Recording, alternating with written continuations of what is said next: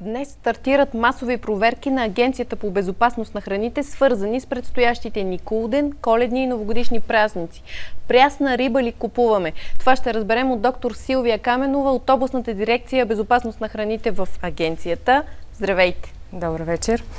Сега, ще успеете ли до 6 да проверите всички рибни магазини, както е вашият план? Да, смея да твърдя, че ще се справим. Проверките по повод предстоящия празник Никулден стартираха днес. Засилена, масирана кампания. Няма да остане обект, който да не бъде проверен. Има ли много нарушения? Така, например, вие можете ли да дадете някаква бегла информация? Тъй като сме съвсем в началото, още първия ден, към момента нямаме някакви фрапантни нарушения, но пък най-често срещаните нарушения не спазването на температурния режим на предлаганата риба и липсата съответно на придружаващи документи. А сега е топло времето и липсата на подходяща температура би било опасно. Да, рибата е такъв продукт, който е потенциално рисков и е прекалено с кратък срок, така че дори да е в срок на годност, не се ли съхранява правилно и при необходимите температурни условия, това само по себе си може да доведе до риск. И особено при това топло време, ако се излага на тротуара, без необходимото количество лед, на пряка слънчева светлина, това е абсолютно недопустимо и съответно води до санкция. А какъв е срокът на годност на рибата? Споменахте, че е с кратка трайност. Да, охладената риба, тя се съхранява при температура от -1 до +4 градуса за около 2 дни. Само 2 дни? Да. Вау! Сега, как да познае човек дали рибата е прясна? Потребителите най-лесно могат да се ориентират по външния вид на рибата. Как изглежда, да няма наранявания по тялото, да е запазена цялост с лъскави изпъкнали очи, хрилете да са червени, розово-червени, съответно според вида на рибата, люспите да не се отделят лесно от тялото, да не се установява така остра, неспецифична миризма. Рибарите знаят как изглежда прясна риба, но за съжаление не всички зрители и клиенти са рибари. Между другото, кое ви кара да се съмнявате, че точно по празниците ще има злоупотреби и нарушения, че правите проверките така? Моята логика е следната. Точно по празници оборотът е най-висок и не би трябвало да се задържа стока. Не е ли така? По принцип сте права, така е действително, но нашите проверки не са само по празниците. Действително месец декември и месеца на най-многото празници, като започнем от Никулден, студентските празници, Коледа, Нова година, и поради тази причина се извършват и такива засилени проверки.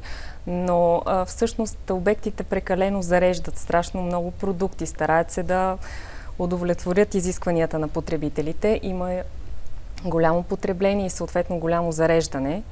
И това е един вид нарушение, защото допуснали се презареждане на даден обект, свръхкапацитета си, тези продукти не се съхраняват съответно правилно. Камерите не могат да поемат необходимите храни, въпреки че са в срок на годност. Те също могат да не издържат срока на трайност и да са потенциално рискови, развалими. И поради тази причина се извършват и такива масови проверки, защото потреблението е прекалено завишено и не можем да си позволим. И ние с вас сме потребители, няма как да какви са вашите реакции в такива случаи? Конфискувате ли храна?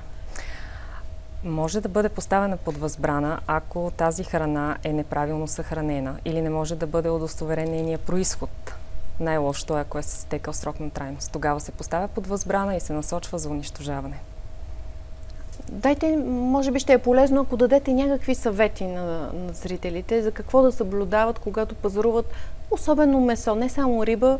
Сега покрай коледните празници предполагам масово и свинско ще се търси. Точно така. Потребителите трябва задължително да пазаруват от регламентирани обекти, които са регистрирани при нас по Закон за храните, да не се пазарува от така наречените тротуарни търговци.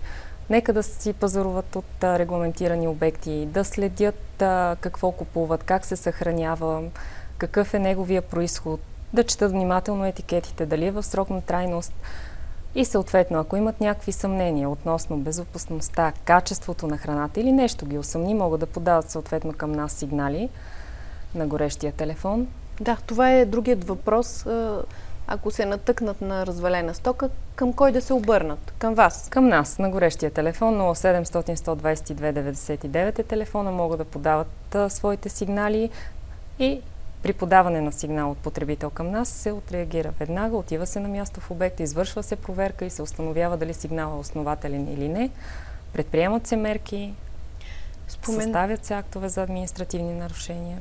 Споменахте в началото, че подобна стока се предлага нерядко, дори по тротуарите, на земята. Това колко често се случва наистина и какви рискове носи? Защото хората смятат, че ако си купят от подобно място, ще спестят определено количество пари. И това ги подвежда. Моя съвет е да не пазаруват от такива търговци. С всяка изминала година тези амбулантни търговци, тротуарни и така наречените нерегламентирани намаляват значително. Всеки един потребител е в правото си, разбира се, да пазарува откъдето поиска, но в крайна сметка пък носи... Рискът е негов. Да, поема риск към своето здраве. И още нещо да не забравим, хотели и ресторанти ще проверявате ли? Защото сама подчертахте, че идват доста празници, много хора ще празнуват на подобни места, а там човек не знае какво консумира. Не е така. Напротив, проверки се извършват ежедневно. Ще бъдат проверявани заведения за обществено хранене, ресторанти, бистра, бързи закуски и така нататък. Няма да се допусне да се предлага стока с изтекал срок на годност, неправилно съхранена или с неясен произход. Значи, общо взето, хората могат да бъдат спокойни, но трябва и сами да носят отговорност за покупките, които правят. Нали така? Така е, да. Добре, благодаря ви. Доктор Силвия Каменова от Агенцията за безопасност на храните с съвети как да пазарувате преди Николден и коледните и новогодишни празници. Така се разделяме за днес. Останете с програмата на TV7.